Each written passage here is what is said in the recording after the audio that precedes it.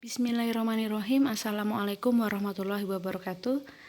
Kita lanjutkan anak-anak pembahasan mengenai latihan soal ujian sekolah IPA tahun 2021. Nah, kemarin kita sudah membahas dari nomor 1 sampai nomor 20, maka sekarang kita lanjutkan ke nomor 21. Tapi terlebih dahulu kita baca basmalah bersama-sama. Bismillahirrahmanirrahim. Nah, kita langsung saja membahas nomor 21. Berikut ini adalah nama beberapa zat, ya, ada udara, kemudian ada gula pasir, ada air laut, air murni, dan emas. Nah, di antara zat-zat tersebut yang termasuk campuran adalah, nah, kalian perlu tahu perbedaan antara campuran dan senyawa. Apa sih perbedaan antara campuran dan senyawa itu? Kalau senyawa itu disusun oleh 2 atau lebih unsur. Kalau campuran itu disusun oleh beberapa unsur atau beberapa senyawa. Jadi campuran itu ada yang terbentuk dari beberapa unsur dan ada yang terbentuk dari beberapa senyawa. Nah, sekarang kita perhatikan di sini udara, ada gula pasir, ada air laut, ada air murni, ada emas. Dari kelima ini yang termasuk unsur terlebih dahulu adalah nomor berapa? Ya, betul sekali, nomor 5 ini dia merupakan unsur. Emas itu simbolnya AU. Jadi ini dia merupakan unsur. Kemudian jadi nomor 5 tidak. Jangan menjawab yang ada angka 5-nya. Berarti C bukan. Kemudian gula pasir itu terbentuk dari beberapa unsur, ya, dari beberapa unsur. Rumus kimia gula pasir itu adalah C12, H22 dan O11. Jadi ini rumusnya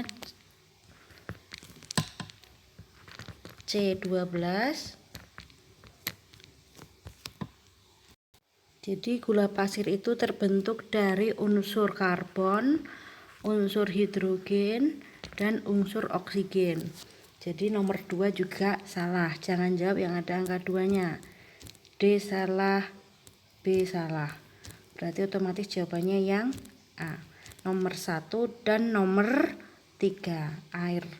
Nomor 1 udara, kemudian ada air laut. Nah, itu ya. Kalau air murni itu dia juga merupakan senyawa karena terbentuk dari unsur H dan unsur O, H2O. Nah, oke. Kita lanjutkan. Jadi jawabannya yang A karena nomor 1 dan 3 merupakan campuran, nomor 2 dan 4 merupakan senyawa, dan nomor 5 merupakan unsur. Ya, sekarang nomor 22. Bagian ginjal yang ditunjukkan oleh huruf P berfungsi untuk proses. Nah, di P ini dia namanya dulu adalah glomerulus, ya anak-anak, ya, glomerulus. Jadi nama di huruf P itu adalah glomerulus. Glomerulus itu tempat terjadinya filtrasi. Jadi filtrasi itu dia menghasilkan urin primer. Sehingga jawabannya yang A. Nah, di sini anak-anak perlu tahu proses terbentuknya urin dari ginjal itu melalui 3 tahapan. Yang pertama adalah filtrasi, kemudian yang kedua adalah reabsorpsi, dan yang ketiga adalah augmentasi.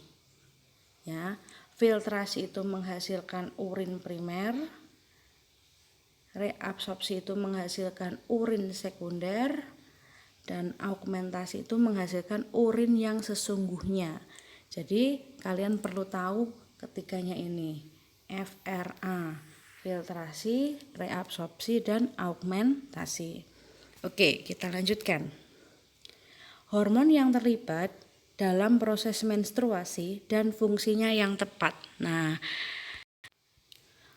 hormon yang terlibat dalam proses menstruasi itu ada 4 anak-anak, yaitu ada FSH, LH, estrogen, dan progesteron. Jadi ada FSH, LH, estrogen, dan progesteron. Nah, masing-masing hormon itu memiliki fungsi yang berbeda. Yang pertama, FSH terlebih dahulu. FSH itu kepanjangan dari follicle stimulating hormone. Jadi dia menstimulasi terbentuknya folikel. Jadi fungsi dari FSH itu untuk memicu terbentuknya folikel. Kemudian estrogen itu dia memicu perkembangan sekunder pada wanita serta memicu terbentuknya endometrium dan produksi hormon LH. Jadi yang berfungsi memproduksi hormon LH itu adalah estrogen dan dia memicu terbentuknya endometrium ya, penebalan dinding rahim. Kemudian ada juga yang ketiga LH. Jadi LH tadi diproduksi oleh estrogen ya anak-anak ya. Nah LH sendiri itu berfungsi untuk memicu proses ovulasi. Jadi LH itu memicu proses ovulasi. Ovulasi itu apa sih? Ovulasi itu adalah pelepasan ovum dari ovarium. Nah kita lanjutkan ke nomor selanjutnya, hormon yang keempat adalah progesteron. Biasanya kalau wanita itu menghasilkan hormon apa? Hormon estrogen dan progesteron. Nah, kalau estrogen tadi memproduksi hormon LH, sedangkan progesteron itu berfungsi untuk penebalan dinding endometrium. Jadi estrogen dan progesteron sama-sama untuk penebalan dinding endometrium. Nah, jadi dari sini kita bisa tahu jawabannya adalah yang mana anak-anak? LH berfungsi untuk memicu proses ovulasi. Jawabannya yang B. Nah, ini ya penjelasannya, bisa kalian simak baik-baik. Jadi hormon yang terlibat dalam proses menstruasi ada 4, FSH, LH, estrogen, dan progesteron. Masing-masing tersebut memiliki fungsi yang berbeda. Yang pertama, follicle stimulating hormone atau FSH tadi berfungsi memacu terbentuknya folikel. Stimulating itu memicu terbentuknya, menstimulasi terbentuknya folikel. Estrogen dan progesteron tadi sama-sama berfungsi untuk penebalan dinding rahim ya. Terbentuknya endometrium. Kalau estrogen itu sendiri berfungsi untuk memproduksi LH. Sedangkan LH itu adalah berfungsi untuk memicu proses ovulasi. Ya, ini bisa kalian catat. Jadi jawabannya adalah yang B. Selanjutnya nomor 24. Nah, ini hukum kolam ya anak-anak ya. Masing-masing benda bermuatan 3 dan 1. Nah, muatan, kalian masih ingat apa itu muatan? Muatan itu simbolnya adalah Ki. Jarak antara keduanya adalah 30 cm. Jarak itu apa? R. R ya anak-anak ya. Jadi jarak itu R. Jadi bisa kita tulis di sini Ki-nya adalah 3 kali 10 pangkat minus 6 kolom. Kemudian ini Ki1 ya. Kemudian Ki2 1 kali 10 pangkat minus 6 kolom. Sedangkan jaraknya R-nya 30 cm. Nah, kita cek satuan terlebih dahulu. Kolom ini sudah satuan internasional, jadi tidak perlu dirubah kemana-mana. Sedangkan cm ini belum satuan internasional, maka kita harus rubah ke satuan internasional, yaitu ke meter. Sentimeter ke meter itu naiknya adalah 2, sehingga di sini 30 kali 10 pangkat minus 2 meter. Nah, bisa kita tulis menjadi 3 kali 10 pangkat minus 1 meter. Nah, sekarang masih ingat kalian rumus dari F? F itu rumusnya K, Ki, Ku, kejepit, ruci. Masih ingat ya? Nah, sekarang kita bersama-sama. K-nya adalah 9, 10 pangkat 9 dikalikan Ki1-nya tadi berapa anak-anak?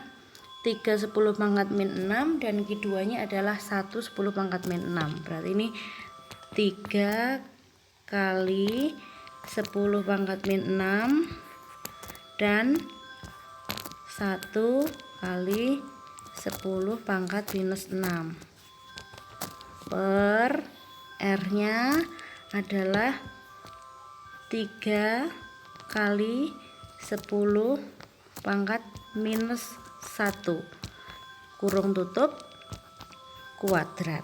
Nah, di sini kita lihat dulu, di sini adalah angka 9, 3, 1. Ini kita jejerkan, apa itu jejerkan? Dijadikan 1, jadi 9 dikali 3 dikali 1. Kemudian pangkatnya kita cari di sini ada 9 min 6 min 6. Jadi kita jadikan 1 10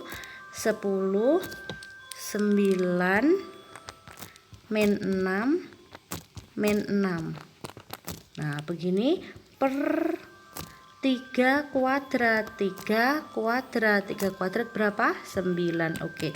Dikali 10 pangkat minus 1 kemudian dikuadratkan jadi minus 2. Nah, di sini ada angka 99, berarti ini kita bisa kita coret. Nah, begitu ya. 3 kali 1 berapa anak-anak? Iya, 3. Sekarang kita pangkatnya 9 minus 6 minus 6. 9 minus 6 itu 3, kemudian masih di minus 6 berarti min 3, sehingga menjadi 10 pangkat min 3. Nah, pangkat yang bawah ini naik menjadi plus 2.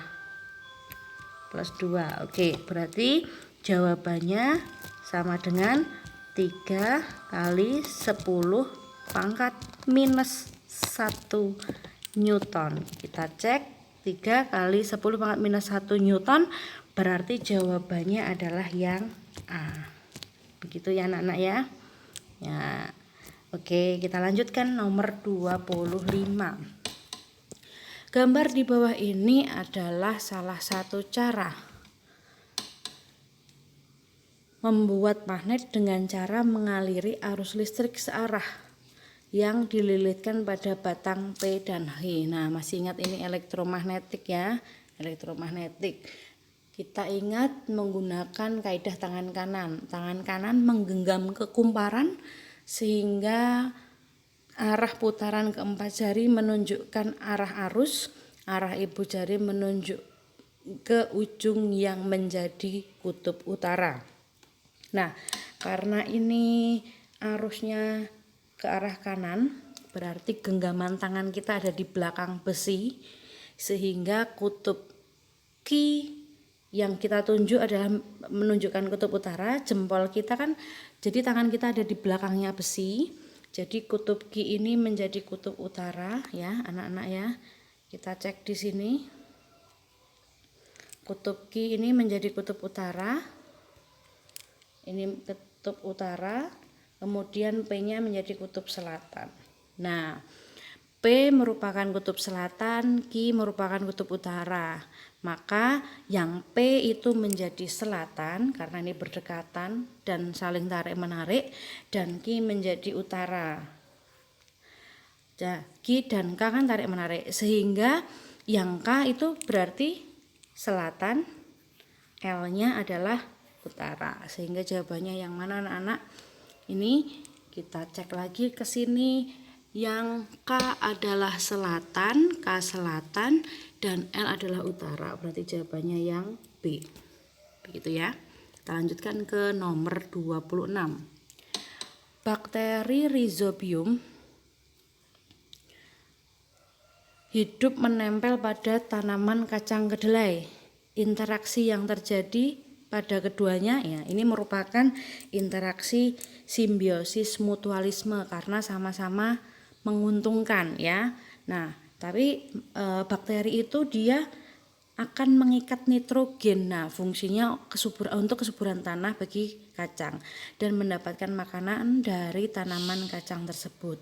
Jadi jawabannya adalah yang D. Oke. Itu nggih sama-sama saling menguntungkan. Nomor 27. Berikut pernyataan yang benar mengenai tekanan pada zat padat. Nah, tekanan itu rumusnya P sama dengan F per A. Jadi tekanan itu dia akan sebanding dengan gaya atau force, dan dia akan berbanding terbalik dengan area atau luas penampang. Semakin besar luas penampangnya, maka tekanannya akan semakin kecil. Sebaliknya, semakin kecil areanya atau semakin kecil luas penampangnya, maka tekanannya akan semakin besar. Jadi jawabannya, berikut pernyataan yang benar mengenai tekanan adalah sebanding dengan gaya yang bekerja dan berbanding terbalik dengan luas bidang sentuhnya. Jawabannya yang A. Oke. Kita lanjutkan ke 28. Kacang ercis biji bulat disilangkan dengan ercis biji kisut bulat dominan. Nah, karena bulat dominan, maka ini dia kalau dibuat simbol genotipnya, maka ini B besar, B besar. Sedangkan yang biji kisut ini B kecil, B kecil. Nah, maka sifat yang muncul adalah, bisa kita buat bagan persilangannya ya. Di sini kita buat bagan persilangannya sebentar. Jadi B besar akan disilangkan dengan B kecil. Nah, ini parentalnya, gametnya, ambil hurufnya, ini B besar, ini B kecil. Kemudian F-nya persilangan sesama ini, jadi ini menghasilkan B besar, B kecil. Nah, untuk keturunan kedua, maka parentalnya adalah perkawinan sesama F1, jadi parentalnya adalah B besar, B kecil disilangkan dengan B besar, B kecil, sehingga gametnya ini diambil hurufnya B besar, B kecil, B besar, B kecil. Jadi kalau ini kita buat bagan persilangan seperti ini F2 ya anak-anak ya. Kita tulis di sini B besar, B kecil, B besar, B kecil. Maka ini B besar, B besar, B besar, B kecil, B besar, B kecil, B kecil, B kecil. Nah, sifat yang muncul berarti B besar, B besar, B besar, B kecil, B besar, B kecil itu dia sifatnya adalah bulat, sedangkan B kecil adalah kisut, sehingga 75% itu bulat dan 25% kisut. Jawabannya yang B. Nah, kita lanjutkan.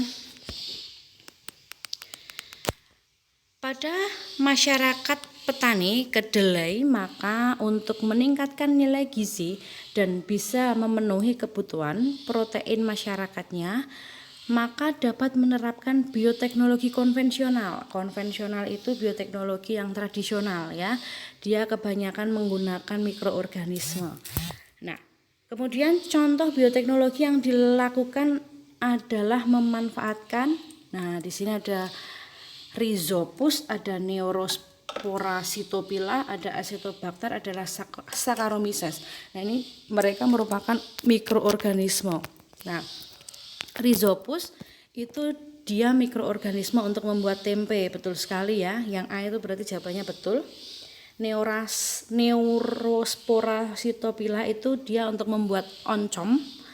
Acetobacter Psyllinum itu dia untuk membuat nata de coco. Saccharomyces cerevisiae itu dia untuk membuat tape. Jadi yang benar adalah yang A. Dilanjut nomor 30. Di dalam kehidupan kita sering menggunakan benda-benda yang tergolong senyawa. Nah, tadi masih ingat ya, senyawa itu adalah kumpulan dari beberapa unsur. Berikut ini yang dikelompokkan ke dalam senyawa adalah, nah tadi kalau udara itu dia merupakan campuran, jadi jangan jawab yang ini, udara itu campuran.